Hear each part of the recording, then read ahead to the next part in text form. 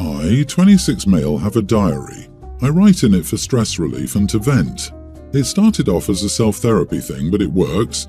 I don't write in it every day. My sister Cara, 25, and I don't have the best relationship. We were both competitive kids. Our parents always compared us and favoured which kid was doing better. I don't think they even understand what they were doing or how they screwed us up. So we competed to get the best grades, the most awards, the better friends. We also sabotaged each other a lot. We went to the same college and it got even worse. When we were in college, my sister got in trouble for dating a guy my parents didn't approve of. I thought it was a chance to one-up her, and I started dating a girl named Mary who my parents would love. We dated for about a year, and with pressure from my parents, we got married. Although my feelings for Mary weren't big initially, they grew stronger over time. I can confidently say that she's the love of my life, and I would be nothing without her. One morning, Mary started acting strange. She avoided me. Later that day, she sat me down and said she'd been sent an email with what I'd written about her. She showed it to me and it was screenshots of my diary.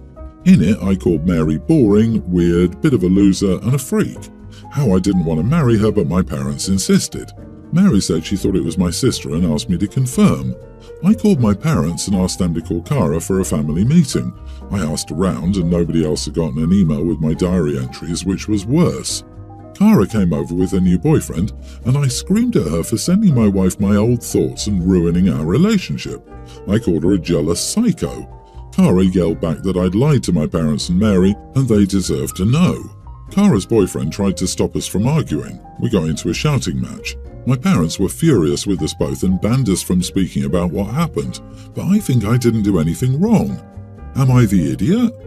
Everyone's the idiot here except for your wife. You're saying your sister came into your home, found your diary from years ago, had time to read it, scan for pages about your wife and screenshot them? What the heck? And then your wife got that email and read the screenshots? What a mess. You suck for willingly provoking your sister and letting this little feud between you last into adulthood. Your sister sucks for willingly provoking you and letting this little feud between you last into adulthood. She also sucks for reading something that was supposed to be private and for sending it to your wife, an innocent third party in this dumpster fire of a situation. She also sucks for digging up the past to use against you years later. How did she even get a hold of your diary anyway? Things like that are usually kept hidden for this very reason. Finally, your parents suck for apparently knowing about this feud between you and your sister and letting it last into adulthood. They should have shut it down when you were children. I agree. Your parents are idiots for encouraging this immature, petty sibling rivalry well into their children's adulthood and continuing to engage in it today. Furthermore, you are an idiot for calling a family meeting. Why the heck didn't you confront your sister in private? Don't worry, I know the answer. You saw this as another chance to make her look crap in front of your parents and victimize yourself. You all need therapy, and your wife deserves so much better than you. Your poor wife, to be called boring and to know that you only dated and married to one-up your sister will destroy any and all love she has for you. Your sister sucks for reading your diary, but not telling your wife what you think about her. She now knows that marriage and relationships are based on lies and some stupid competition. You and your family are all nuts. Yeah, your poor wife. Imagine finding out that your husband didn't love you and outright didn't like you. Did she ask for a divorce, or are you guys going to go to counselling? Because I can't even imagine the hits her self-confidence took. All of you are screwed up and need to do better. This is a pile of petty, unresolved family BS that blows to your wife, who only had the misfortune to think you were a good guy. So my wife and I recently went on a trip together, paid for by her dad. He flew us to Hawaii with first-class seats. We had a great time. My wife is used to travelling. I'm less experienced with plane travel. This was the first time I flew first class. On our way back home, we sat near the back by the border between us and the undesirables. A mother and her baby were among the first aboard, and the poor baby was not having a good time. I felt even worse for the mother, as I know she's probably equally distressed about the baby crying. While I felt sympathy, my wife was mad. She kept commenting about how our flight would be miserable at the best. Her complaining went on for the longest time. She kept saying that the mother was irresponsible and that if she didn't know how to calm her baby, she shouldn't be taking it on a plane. I tried to tell her to calm down as it wasn't that serious, but she didn't have it. Eventually, I got tired of that, so I offered to go speak to the mom for my wife. She said she would be happy if I did. I went back between boarding groups and told the mother that if she wanted, I would give her my first-class seat so she could kick her feet up, which may be more comfortable for her and the baby. She didn't want to initially, but I insisted, and her husband encouraged her to take it. So she took her baby up to first class, and I got a series of angry texts from my wife. So I felt like this wasn't a huge deal, as my wife brought noise-cancelling headphones, and the other people in first class most likely do as well. And if they don't, they have normal headphones and can block out the baby noise. We're not living in the Stone Age. The baby cried for maybe a cumulative 30 minutes on an 8-hour flight, so barely at all. When my wife and I met up, she was livid. She told me that I ruined her flight and ruined the end of the trip for her. I told her that she was overreacting to something that was only mildly annoying. She's refused to drop this. Am I the idiot? LOL, what the heck? Yes, your wife should have toned it down, but who do you think you are to teach her a lesson? You're her husband, not her parent, who is meant to discipline and teach her morals. Why couldn't this have been solved with a simple conversation? What are you, 15? Everyone's the idiot here, but more so you, because your wife wasn't really doing anything to the woman and her baby. I would have been on your side if your wife went to say something to them or make them uncomfortable. You did entirely too much. I disagree. Hope he's not the idiot. You just made sure the two whining babies sat next to each other to minimize the disturbance. And I say this as a child-free person. I don't understand the obsessive hatred people have for crying babies on planes. You should go into a flight prepared, knowing that there will probably be babies, snoring people, smelly people, people who accidentally touch you, and other little annoyances. What's more annoying than a crying baby is the grown adult complaining non-stop about the crying baby, which is what it sounds like your wife was doing.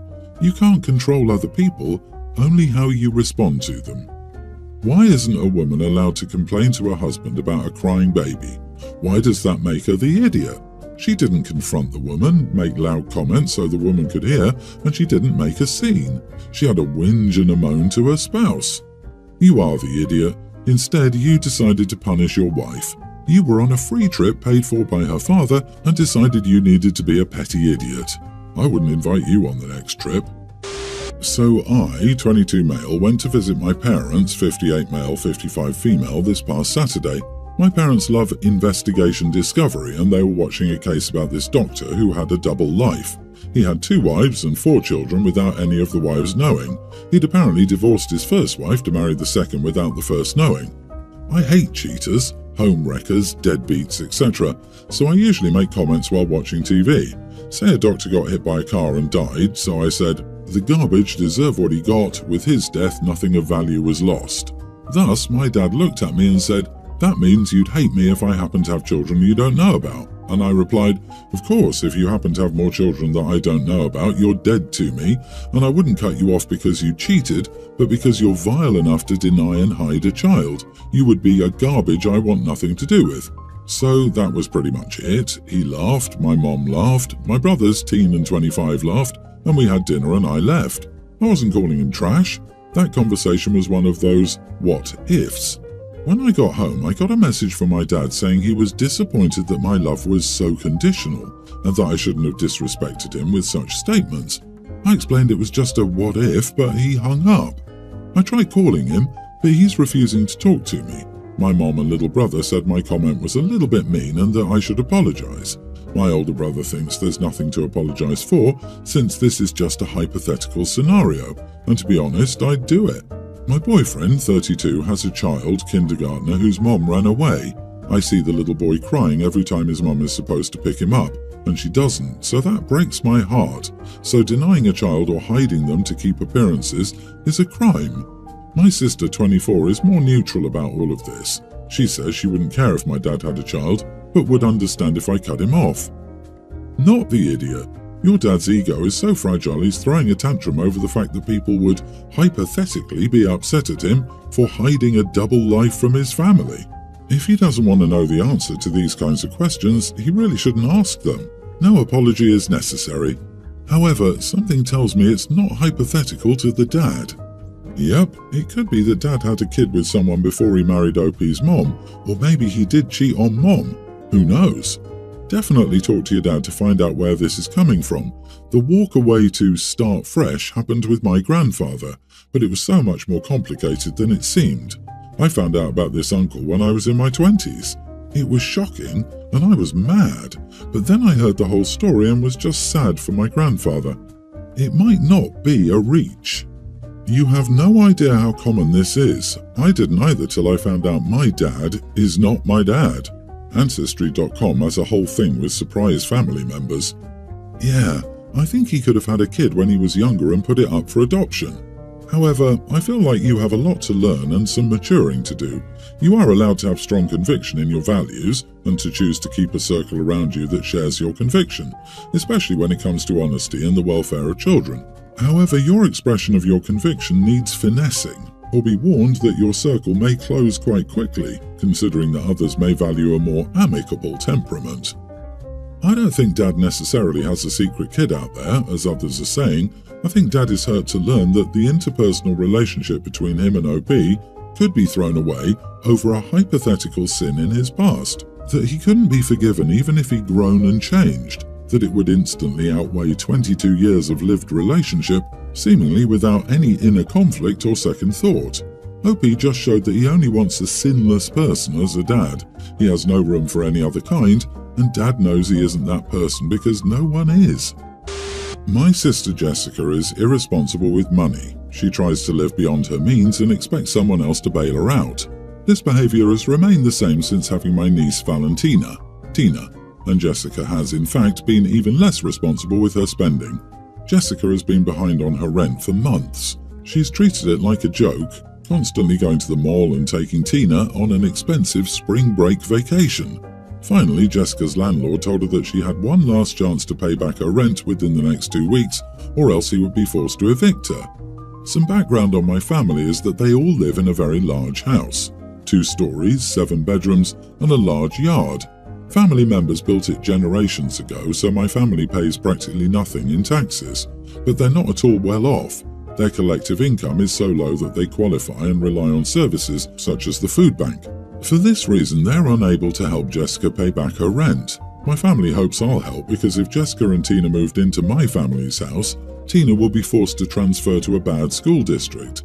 Tina's current school will allow her to finish the year, but after that she's expected to transfer and begin middle school at a different school district. Jessica is begging me to help with her rent because she doesn't want Tina to leave all her friends behind.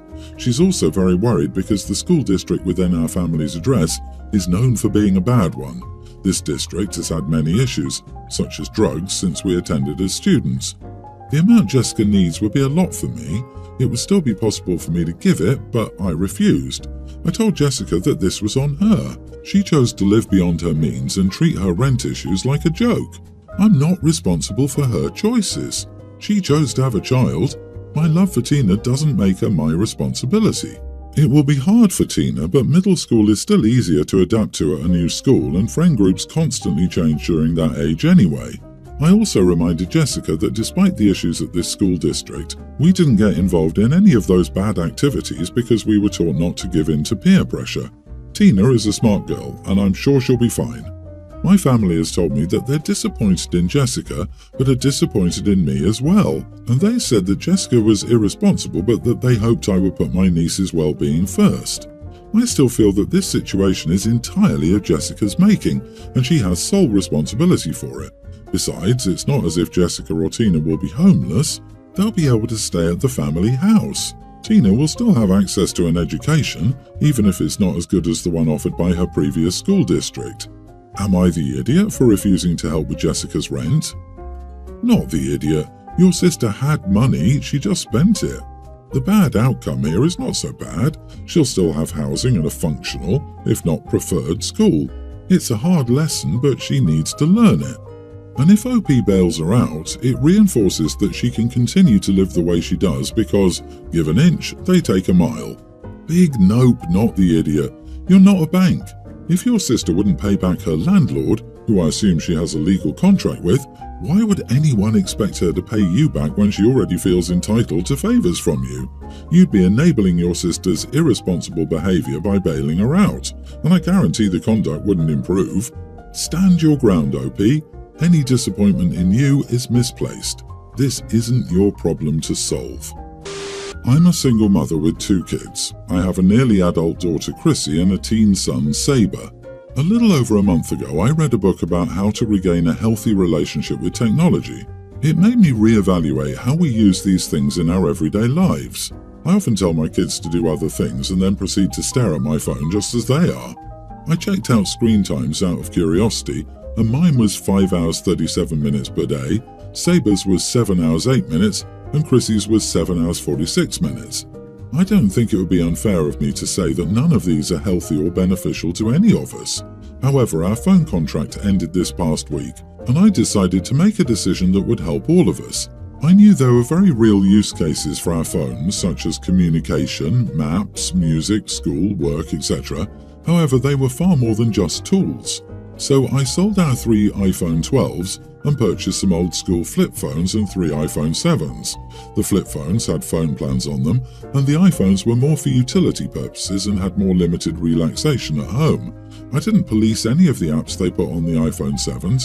I have social media on mine, but I've definitely been less addicted to it because the phone is worse, and also because I can't use it when I'm not home. Chrissy and Saber both have experienced this same thing. Some of the complaints I got from them and how I addressed them were: maps while driving. I showed them how to download a map to the phone for offline use on Google Maps. Music. We have a Spotify premium plan to download music for offline use. Safety. That's why the flip phones were there, so we can contact people but not be scrolling in public settings. Contacting people on social media. There's Wi-Fi for that, and I suggest they use normal text messaging. Saber hasn't complained too much about this change, but Chrissy has complained a lot, mostly because some people at school were making fun of her for having a flip phone, or getting mad because she wasn't liking their posts on Instagram as fast.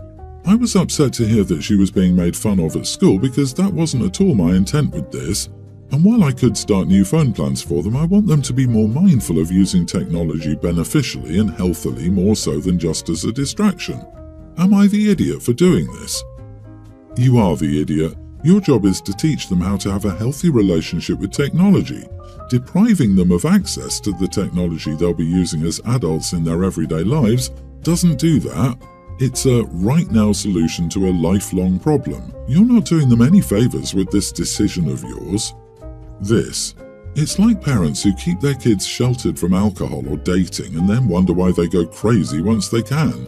Tech, drink, dating, all should be eased into safely, under a parental eye, with parental support.